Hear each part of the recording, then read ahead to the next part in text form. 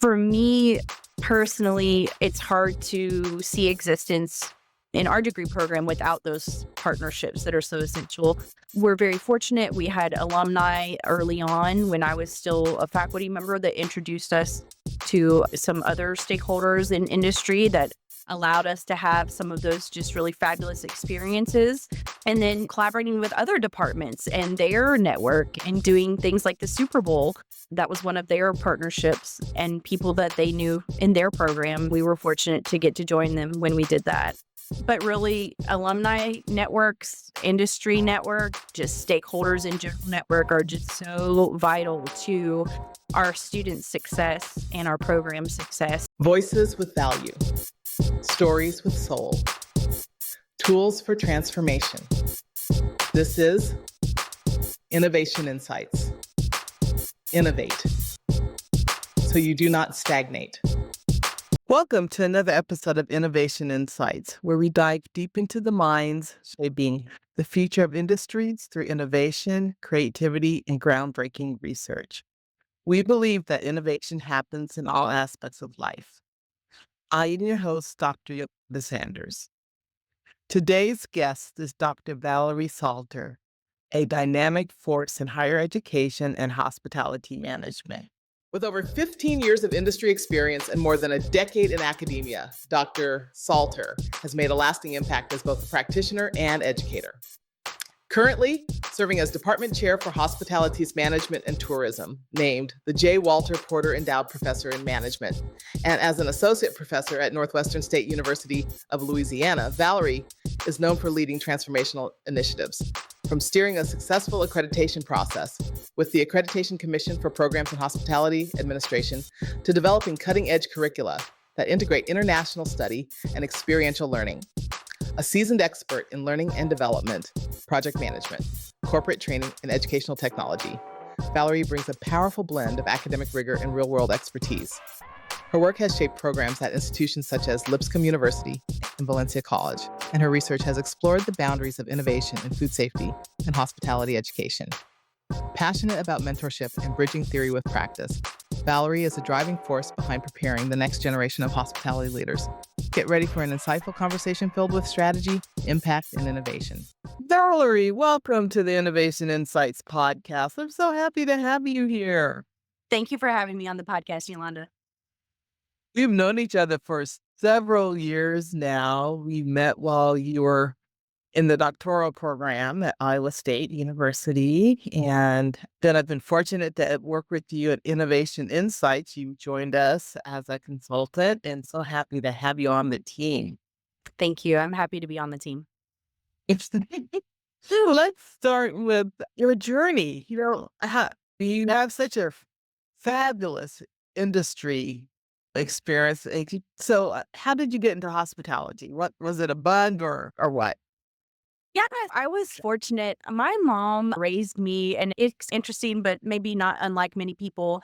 My mom raised me to set the table and welcome guests into our home when they came over, and all these little things that, of course, when I was little, I didn't realize they were setting the stage for hospitality. And so I'm just fortunate that my mom taught me all of those things. And when I was 14, I actually started working at a neighbor's pizza restaurant in the town where I lived. Just really enjoyed working and that front facing role with guests for so many years in the industry. And that evolved into some back of house roles eventually, and always been mostly in food and beverage, mostly in guest service roles in the food and beverage realm, and just many different things that trained me in industry. So lots of experience all the way around. What was one of your favorite experiences in industry?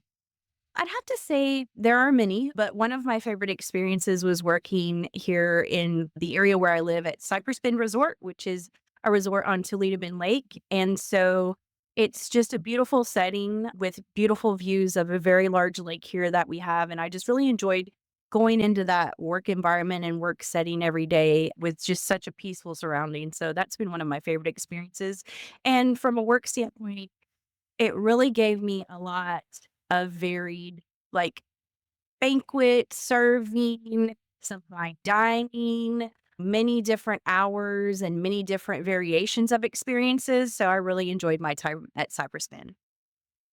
That's great. Oh my goodness. And it probably really honed your soft skills. And I know that's something that you've been working with us on, that innovation inside soft skills and elevator pitches, which we'll talk more about that later on. But so then academia, how did you transition from there? Well, my husband and I had moved to Southern Louisiana for a while, to the big city, so to speak, and some life transitions brought us back here to North Louisiana, where we currently are. So it's a very rural area where we are. And to be honest, really, an educator's role in the public schools was one of the few choices for a career. So I jumped in and I taught in some K-12 roles for a while, about 4 years. And I was finishing up my first master's degree, and I thought, if I'm going to be in the education realm, I really wanted to be at my undergraduate institution here locally and teach in their hospitality program, which is the same program that I graduated from. And so I reached out to my former professors and some other friends at the university, and I said, hey, would it ever be a possibility? Could I come on as adjunct or really anything and just get my foot in the door? And I was lucky that it just happened much sooner than I thought it would. And I was brought on as an adjunct instructor, so I taught some culinary courses at night, and then got to be full-time instructor the next academic year. So I was just lucky it happened for me and enter higher ed. That's great. That was great. And now you're the chair of that department, correct? Yes. Yes. Wow. I mean, that's it's an amazing journey from being a student in a program now to chair. It's definitely what they call one of those full circle moments. Yeah. It's very cool. Very cool. So, so you decided to go for your doctorate degree. What made you choose to do that? So, being in higher ed, as many of us know, they want usually to see a PhD. And really, I decided to jump in to, of course, make myself more marketable and gain that knowledge in the hospitality area as much as I possibly could. Yeah, just stick around in higher ed as long as I can and have those credentials behind me. That makes sense. That makes sense.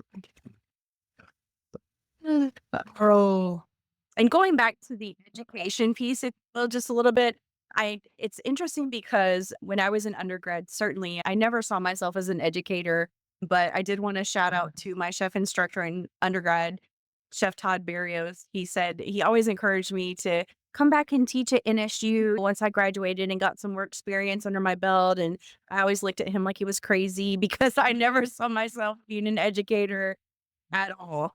And he saw something in me that I just didn't know about myself yet, and kudos to him for recognizing something that I didn't recognize yet. it really speaks to the importance of mentorship and having people believe in you. And yeah, yeah.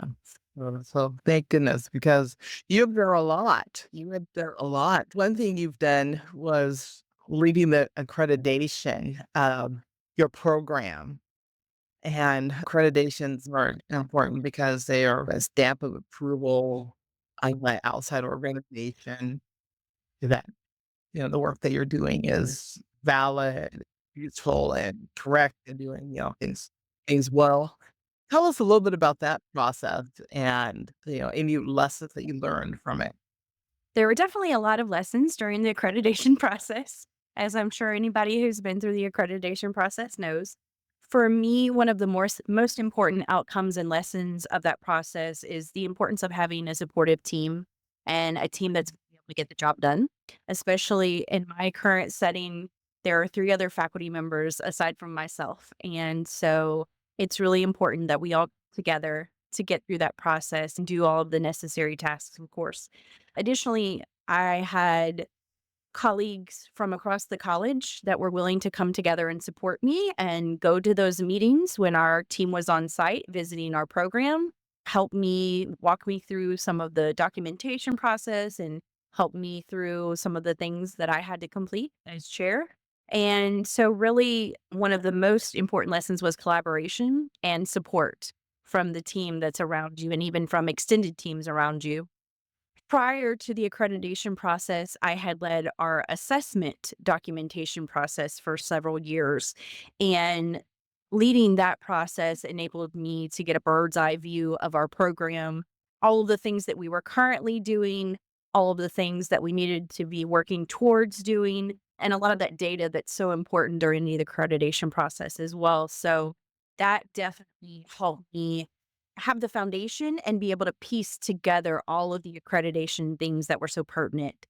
But yeah, so it's all about the people around you for me, especially during a major undertaking like Oh, that makes so much sense. And I agree with you. Having been through accreditations, you have to have a team working on it together. Absolutely. The hospitality discipline, it really requires a lot of experiential learning. And that is something that when you talk about your industry experience, but also you have experience within academia of developing both international experiences for students and experiential learning programs for them. Well, yeah, tell us about your experiences and I guess your philosophy with designing experiential learning programs for students. yeah, so again, I was so fortunate in my undergrad program to have so much experiential learning embedded in my courses that I took as a student. So that really gave me the foundation of the importance of building your resume while the students are in classes, building their resumes, making them marketable, and really putting forth all of the efforts that we can to build their resumes while they're with us. Some of our students do work, but some of our students don't work while they're in undergrad. We know that the hospitality industry places significant emphasis on that industry experience. So our students have to be ready and have to be able to demonstrate that they do have that experience when they enter industry. So for our students, we're really doing as much as we possibly can in our courses to give them all the hands-on learning experience that we possibly can. We've embedded several national industry-based certifications, some of those national entities that are recognized in our industry. What are some of those? Sorry. Yeah, we've done Serve Safe Manager, we've done Certified Hospitality Manager, we're looking at some revenue management certifications. We're doing guest service gold certification through AHLEI. So we're really taking a look and making those things required in a lot of our core courses. So all of our majors exit our program with as many of those as possible. That's great. That is excellent. Thank you. So really, and I may back up a bit here, but when I was in undergrad, I realized that for me, I was a hands-on learner. And that's one of the greatest strengths in the heart of our program is that we recognize that not every student may learn at their best rate through lecture only or through auditory or visual only. The hands-on learning is especially near and dear to me on a personal level. And also we recognize that some students may not make it through a 4-year degree without this type of learning, that have those light bulb moments in our courses. It endears them to finish up their courses and their degree ultimately. They can experience as little success all throughout the curriculum, through those certifications, and through all of the experiential work that we do. And so that's our hope, is that it endears them and helps them through those courses in our program. Oh, that makes sense. And I want to thank you because when I had a leadership role in a department that had a hospitality program, you mentored me and shared information with me from some of the courses that you had worked on or and created. And it was just really insightful and very helpful. Yeah, really good curriculum. So no, thank you. Thank you. Because it was really helpful. And oh, sorry. With students in hospitality, there's oftentimes requirements that they do have so much work experience or volunteer experience within industry. And so, how do you balance that for students and maintaining academic standards? Or, if they're working a lot, and which is important. And I am such a proponent of real life industry experience. So I think for us, we're really lucky and fortunate because we have faculty with significant industry experience before they come to us as faculty. And that's something that we do by design, of course, and we balance academic standards with theory and application, but also really lean into that application and that practice over and over again throughout our curriculum. Not every single class has huge significant amounts of hands-on learning, but we do meet regularly as a faculty, of course, and we do strive to think about what else can we put in this course to make it hands or what guest speakers can we bring in from industry to really make these key points that we're making in the course material. Where can we go with students to have them see how a convention and visitors bureau works or how a full service resort works? Even if the students are not always in the trenches with the hands on, they're at least being exposed to it, which is very essential for teaching these students in the rural area we're in. Many of our students have never seen a full service hotel or a full service resort or stayed at one, and they may not have traveled somewhere. So we do the very best we can to bring those students to the properties and opportunities, network with those industry professionals, learn about the career opportunities at these different sites, and really just immerse the students as much as we possibly can with those opportunities. Oh, that's so important, and I love what you said about making sure that they get on site to some of the properties and have those experiences too, because my goodness, it would be intimidating to start working at a five-star or, Yes.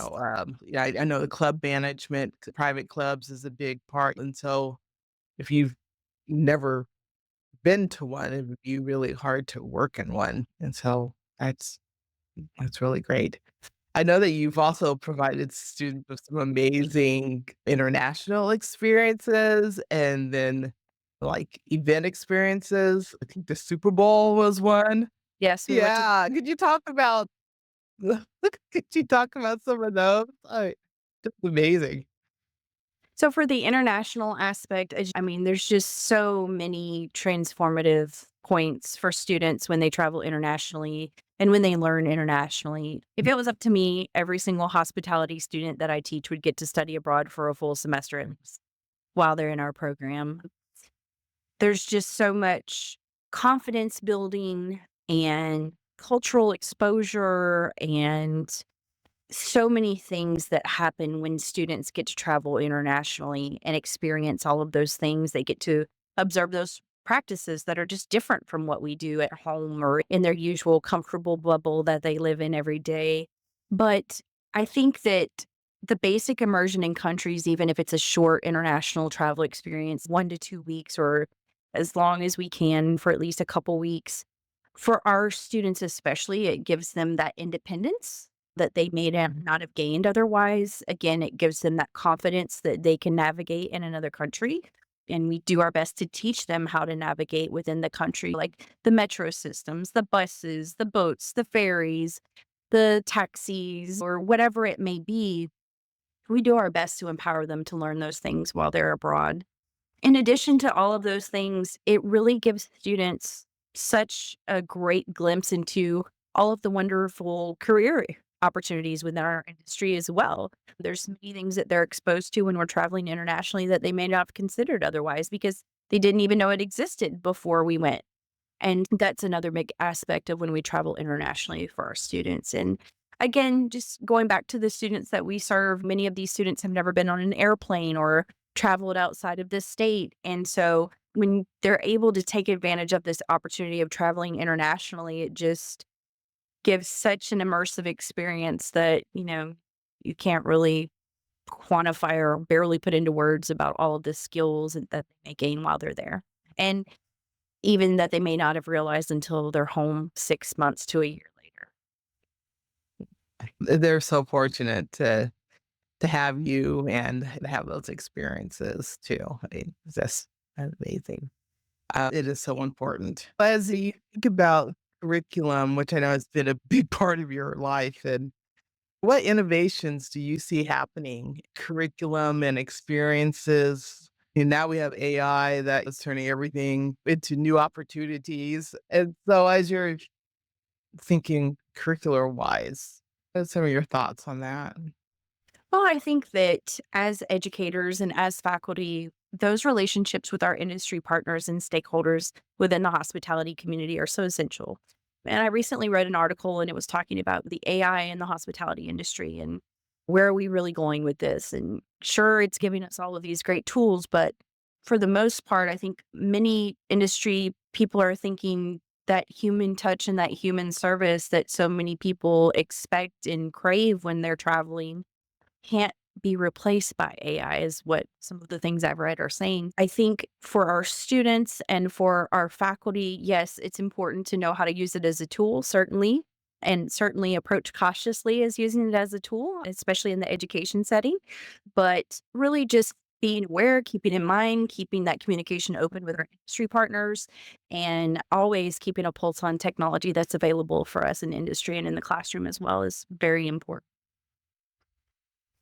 And as you mentioned, the human touch and that human experience, I know that's a big part of when your industry experience that you mentioned earlier. But those soft skills it's always been a challenge developing those and helping our students develop them. And then since the pandemic, is it a little bit more Yeah, I wholeheartedly agree. I wholeheartedly agree. I think students and as faculty and professionals, we just got used to hiding out in the house or not having to interact on a face-to-face basis. We got used to it and here we are trying to interact again and go back to normal, so to speak. Mhm. So it's definitely important. It is. And for us, for Innovation Insights, you've developed an elevator pitch workshop. And could you talk a little bit about just what an elevator pitch is and how does that relate to the soft skills that are so important for professionals at all ages, all levels? The elevator pitch is basically a 30-second or less way to essentially pitch yourself, sell yourself, and talk to a prospective employer or maybe somebody that you're networking with about your strengths and your background and what you can bring to an organization potentially. And with our students, we especially see that those soft skills need to be developed and need to be emphasized in a classroom setting as much as possible, right? Like we said, we're practicing throughout the curriculum. We definitely emphasize those things. So in one of our freshman level classes, we're creating and developing and practicing our elevator pitch in front of the whole class. So they stand up, they deliver it after they've worked on it and worked with our faculty member teaching that course. And they have to record themselves practicing and turn that in as an assignment. So we're really trying to prepare them and get them ready for hey, if you meet somebody at a networking event or you meet somebody on vacation, and that could be an opportunity for you. Will you be ready to deliver your elevator pitch and create opportunity for yourself? I realize the importance of that early on, and it's something I want our students to be ready for at the drop of the hat to be able to deliver. And what made you realize that early on? What's interesting is I don't recall it being taught to me in undergrad, but through one of our experiential learning events, we had a student who was interacting with somebody that was in industry. And the guy said to the student, "Oh, tell me about yourself." And she didn't know what an elevator pitch was, unfortunately. And she told him a little bit about her professional background. And he said, "That's not really hospitality." And so she tried to recover, but it was clear that we needed to develop those skills with our students, have them prepared for those situations, especially when we're doing all these experiential learning opportunities and interact with so many industry stakeholders. They need to be ready and stay ready for that. Oh, yeah, that makes sense. That makes sense. And that kind of leads me into my next thoughts about you have been so strategic in developing industry and academic partnerships, which has been great for your students because you're getting their students out there in front of them. What are your thoughts about industry and academia? Because sometimes academia is not as ready to do. Let's talk about some of your industry. How have you built these amazing partnerships with industry? Because not all academics do that or think about that, but you've been really successful in that. So I think that For me, my approach is how do we maintain that pulse on the industry and ensure that our students are truly ready for industry if we're not interacting with those industry partners on a regular basis and leaning on them for our students' jobs or experiences or volunteer opportunities and all of those things that are important for our program, especially. For me personally, it's hard to see existence in our degree program without those partnerships that are so essential. We're very fortunate. We had alumni early on when I was still a faculty member that introduced us to some other stakeholders in industry that allowed us to have some of those just really fabulous experiences. And then collaborating with other departments and their network and doing things like the Super Bowl. That was one of their partnerships and people that they knew in their program. We were fortunate to get to join them when we did that.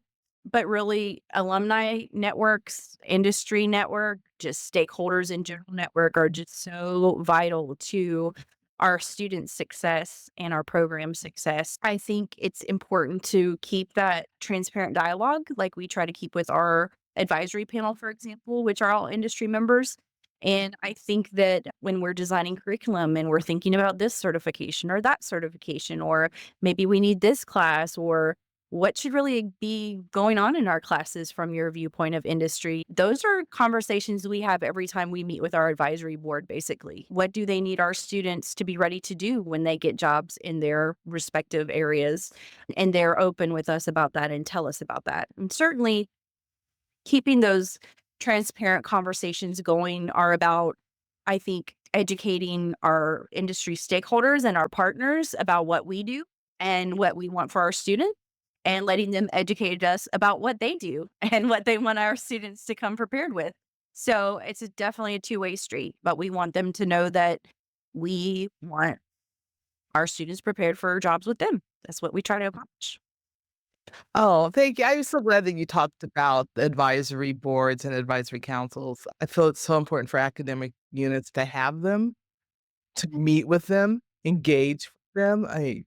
When I was in a leadership role where we had advisory council, we had 3 of them.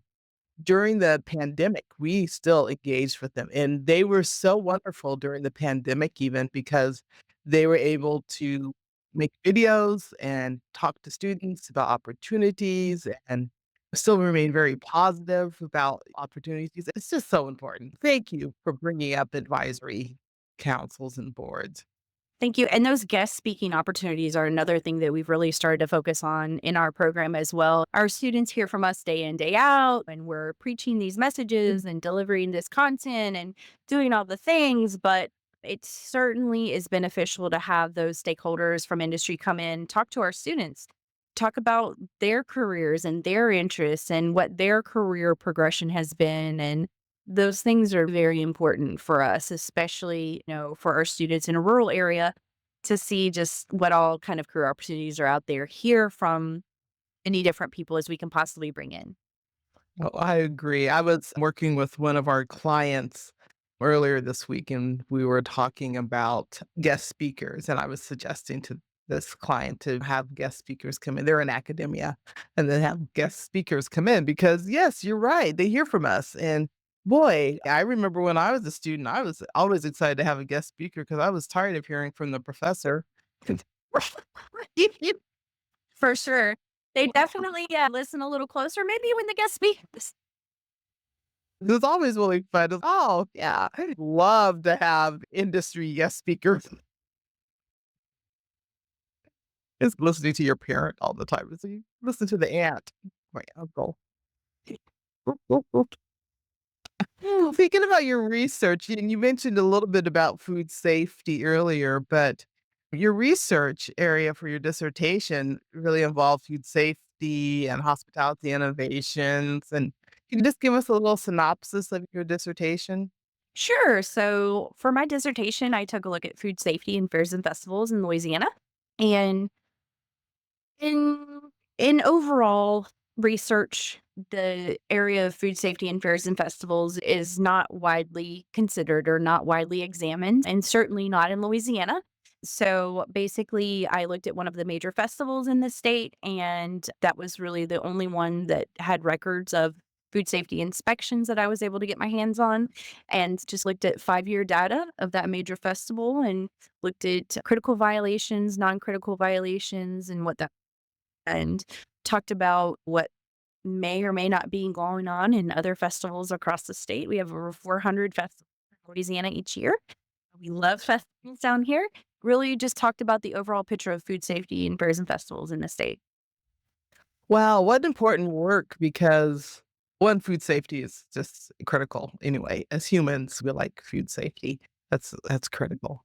But you think about festivals, I mean, they're that's an international festivals and so many people are there. And so it is really important to have people like you looking at food safety where there's such a large gathering of individuals. Wow. And for us in Louisiana, food is just central to our culture. People come from all over the world here just to eat food in Louisiana.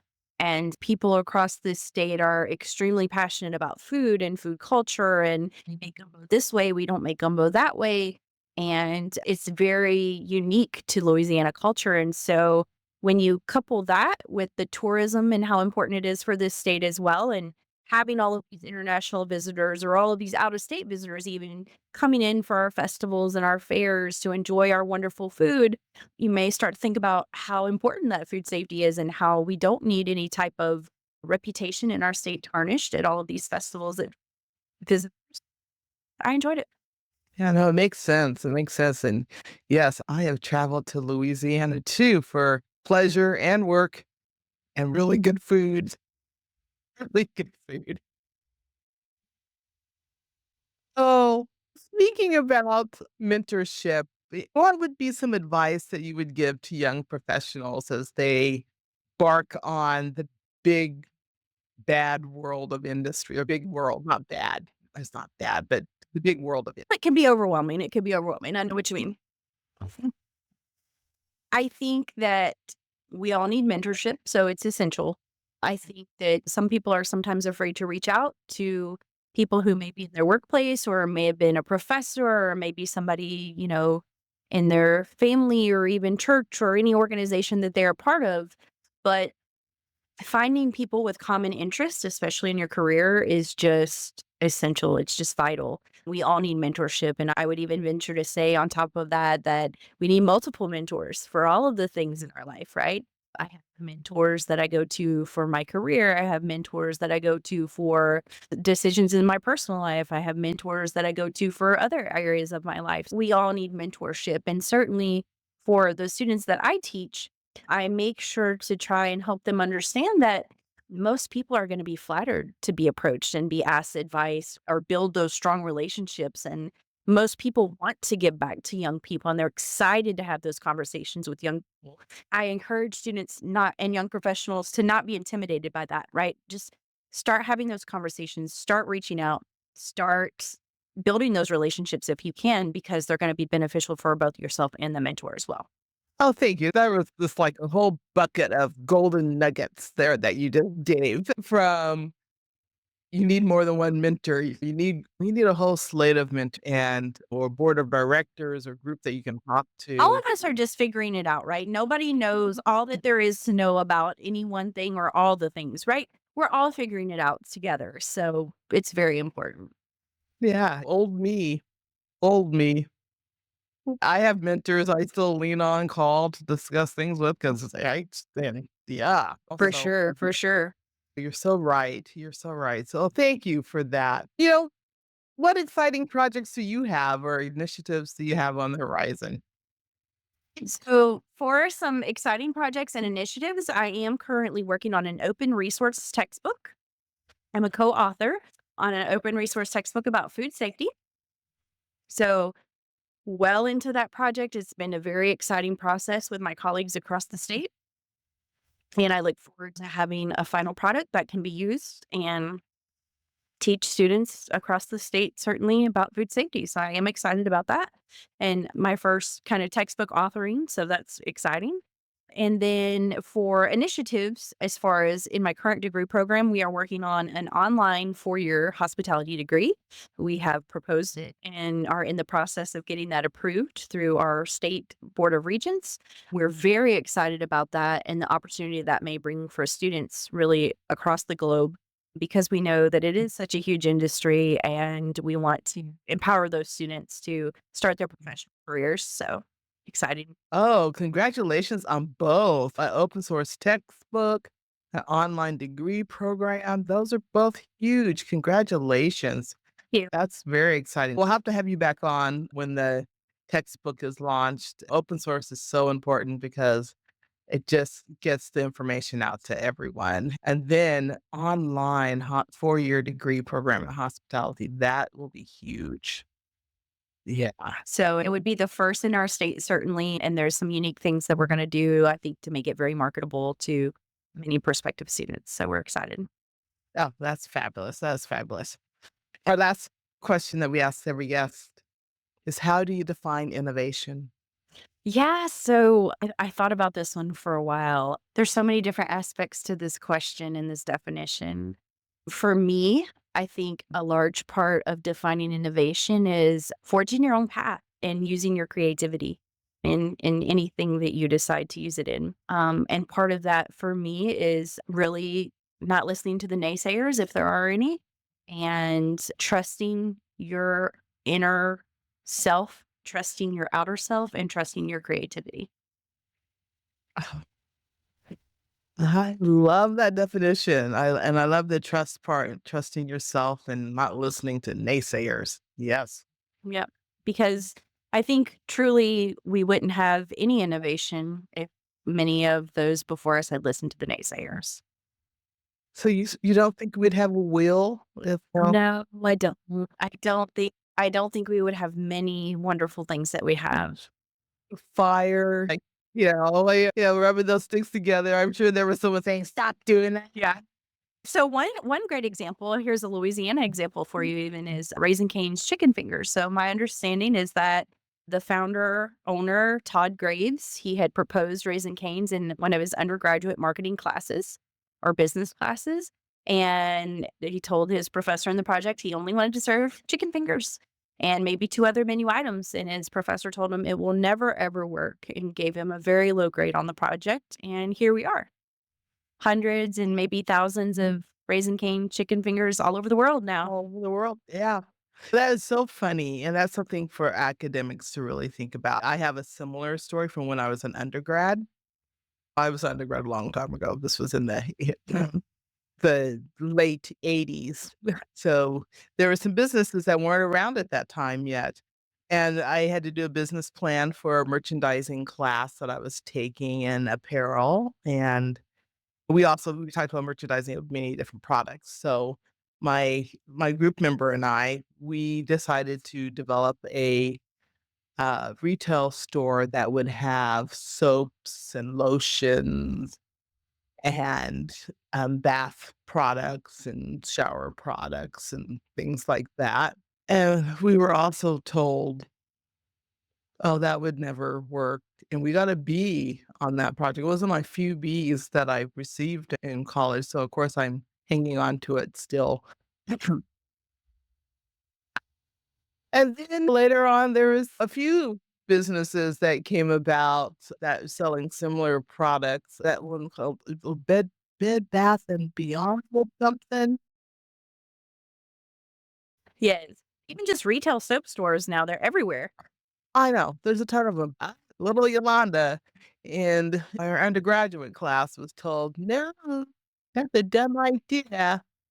So as academics, we have to think about that too, the impact. And unfortunately, I held on to it forever and obviously still not over it.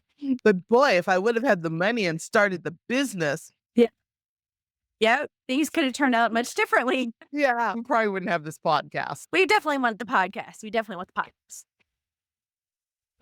Oh, I get Valerie, thank you for being here. It's just a delight to talk with you always. I always enjoy our conversations and learned so much from you during these. And so thank you for sharing your time with us. Thank you for having me, and I really appreciate the opportunity. Thank you so much. You're so welcome. We'll have you back and you'll be back on. And our audience and community, you'll see her because she's part of the Innovation Insights team. And for our audience, please, if you enjoyed this episode, please subscribe and comment on the podcast. This helps us continue to bring impactful conversations like this to you. Do not forget to learn more about Valerie's work. Follow her on LinkedIn. She's very active on there and busy doing a lot of great things. Stay connected with us. We're all over social media. Also visit our website, Innovation and Insights, for more resources, episodes, blogs, and ways to engage with the Innovation Insights community. Thank you for tuning in. So keep innovating, keep dreaming, and keep making a difference.